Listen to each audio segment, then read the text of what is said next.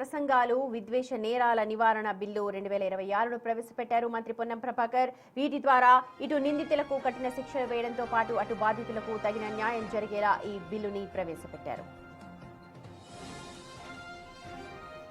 విద్వేషపూరితమైనటువంటి ప్రసంగాల వల్ల ఏ విధమైనటువంటి వ్యవస్థ ఏర్పడతా ఉందో, ముఖ్యంగా డిజిటల్ మరియు సామాజిక మాధ్యమ వేదికల ద్వారా విద్వేషపూరితమైన ప్రసంగము మరియు ద్వేషపూరితమైన నేరాల సంఘటనలు గణనీయంగా పెరిగినవి.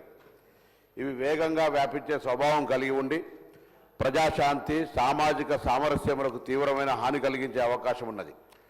అట్టి చర్యలు మతము, కులము, జాతి, లింగము, భాష మరియు ఇతర గుర్తింపుల ఆధారంగా వ్యక్తులు మరియు సమూహాల మధ్య శత్రుత్వము, ద్వేషము మరియు విభేదాలను ప్రోత్సహిస్తూ సమానత్వము, గౌరవం మరియు సౌభ్రతత్వం వంటి రాజ్యాంగ విలువలను బలహీనపరుస్తున్నది.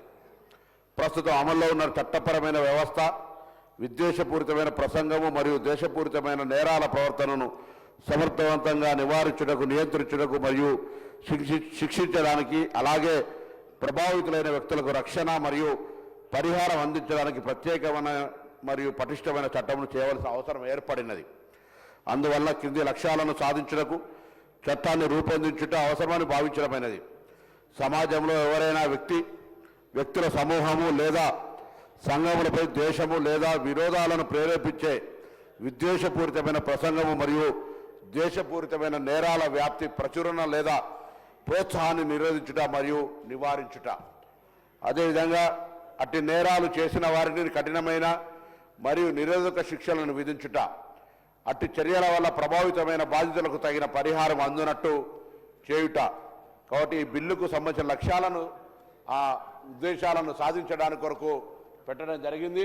ఈరోజు మరి ఉద్రేకపూరితమైన, ప్రేరేపితమైనటువంటి అంశాలు సామాజిక మాధ్యమాల ద్వారా అనేకమైనటువంటి జీవితాలకు సంబంధించిన అంశాలతో ముడిపడి ఉన్నటువంటి పరిస్థితుల్లో దీని మీద కొంత చట్ట సవరణ చట్టాన్ని తీసుకొచ్చి భవిష్యత్తులో ఒక ప్రజాస్వామ్యానికి మరి విలువలను కాపాడే విధంగా ఉండాలనే అంశంతో ప్రభుత్వం బిల్లు తెచ్చిందనే మాట మీ ద్వారా గౌరవ సభ్యులందరికీ తెలియజేస్తున్నాను అధ్యక్ష.